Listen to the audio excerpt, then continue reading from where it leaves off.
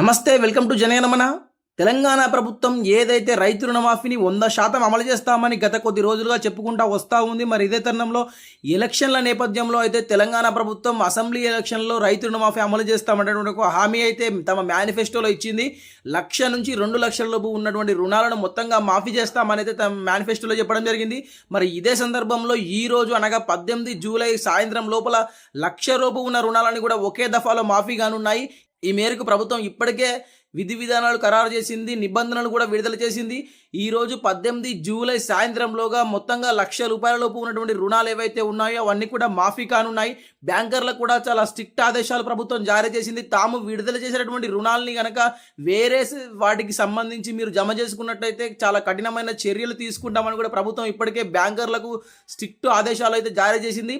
మరి ఇదే తరుణంలో ఈ రోజు సాయంత్రం రైతు వేదికలలో కూడా పెద్ద ఎత్తున రైతులు ఒక పండుగ వాతావరణంతో రైతు రుణమాఫీకి సంబంధించినటువంటి సెలబ్రేషన్స్ నిర్వహించాలని చెప్పేసి ప్రభుత్వం అయితే ఇప్పటికే ఆదేశాలు జారీ చేసింది. మరి అదే విధంగా రుణాలను మొత్తంగా 3 దఫాలలో ప్రభుత్వం మాఫీ చేయనుంది. మొదటి దఫాలో 1,00,000 రూపాయల లోపు ఉన్న రుణాలను మొత్తంగా మాఫీ చేయనుంది.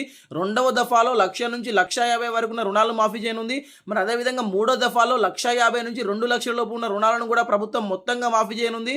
మొత్తంగా ఆగస్టు 15 లోపల ఏదైతే డెడ్ లైన్ అయితే ఉందో ఈ డెడ్ లైన్ ఆగస్టు 15 లోపల ప్రభుత్వం మొత్తంగా 2,00,000 లోపు ఉన్న రుణాలను అయితే మాఫీ చేయడానికి విధి విధానాలు ఖరారు చేసింది. ఈ మేరకు నిబంధనలు కూడా విడుదల చేసింది.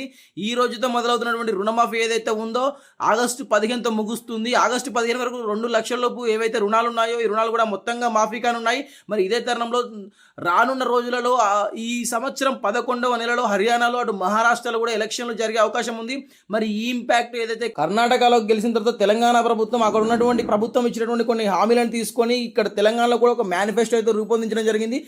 అదే మేనిఫెస్టోతో ప్రజల్లోకి వెళ్ళినటువంటి తెలంగాణ కాంగ్రెస్ అశేషమైన మెజారిటీతో అసెంబ్లీ ఎన్నికలలో ఊహించిన మెజారిటీతో అధికారంలోకి వచ్చింది. తాము ఇచ్చినటువంటి హామీలు ఏవైతే ఉన్నాయో ఆ హామీలను అమలు చేసే దిశగా అడుగులు వేస్తూ ఉంది. ఇప్పటికే మహిళలకు ఉచిత ప్రయాణం ఏదైతే ఉందో దాన్ని అమలు చేయడం జరిగింది. ఇంకా కొన్ని హామీలు కూడా ఇప్పటికే తెలంగాణ కాంగ్రెస్ ప్రభుత్వం అమలు చేసింది. మరి ఈ రోజు రైతు రుణమాఫీ ఏదైతే ఉందో రైతు రుణమాఫీని గతంలో హరీష్ రావు గారు బహిరంగంగా రేవంత్ రెడ్డి గారికి అయితే ఒక సవాల్ ఇచ్చారు.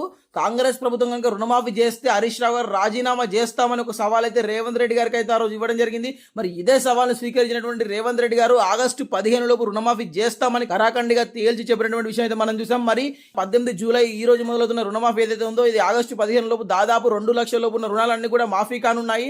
ఇదే తరుణంలో రైతు వేదికలలో పెద్ద ఎత్తున సెలబ్రేషన్స్ నిర్వహించాలని ప్రభుత్వం ఇప్పటికే ఆదేశాలు జారీ చేసింది. మరి హర్యానాలో మహారాష్ట్రలో కూడా 3 నెలల సమయంలో ఎలక్షన్లు జరగనున్నాయి. గతంలో 2019లో హర్యానాలో ఎలక్షన్లు జరిగాయి. మరి అదేవిధంగా మహారాష్ట్రలో చూసినట్టయితే 2020లో ఎలక్షన్లు జరిగాయి. మరి ఇప్పుడు 2024లో హర్యానా మహారాష్ట్ర 2 రాష్ట్రాల్లో కూడా ఎలక్షన్లు జరగనున్నాయి. మరి ఇక్కడ అమలు చేసినటువంటి రుణమాఫీ ఏదైతే ఉందో ఈ రుణమాఫీ ఇంపాక్ట్ అక్కడ మహారాష్ట్ర హర్యానాపై కూడా ఉంటుందని రాజకీయ విశ్లేషకులు అంటున్నారు. మహారాష్ట్ర హర్యానాలో కూడా కాంగ్రెస్ గణనీయంగా పుంజుకుంటుందా, తెలంగాణలో అమలు చేసినటువంటి ఈ పథకం కాంగ్రెస్ కు ఏ మేర ఉపయోగపడుతుంది అనేది మనం వేచి చూడాల్సిందే. నమస్తే మిత్రులారా, జనగణమన ప్రజాపక్షం ప్రజాహితం యూట్యూబ్ ఛానల్ కి మీకు స్వాగతం. నిరంతరం ప్రజాపక్షం ప్రజాహితం మా నైజం. నిర్భయంగా నిష్పక్షపాతంగా నిజాలను మీ ముందుంచడానికి మేము సిద్ధం. తాజా వార్తలు, జాతీయ అంతర్జాతీయ రాజకీయ సామాజిక విషయాలు అందించడంలో మేము ముందుంటాం.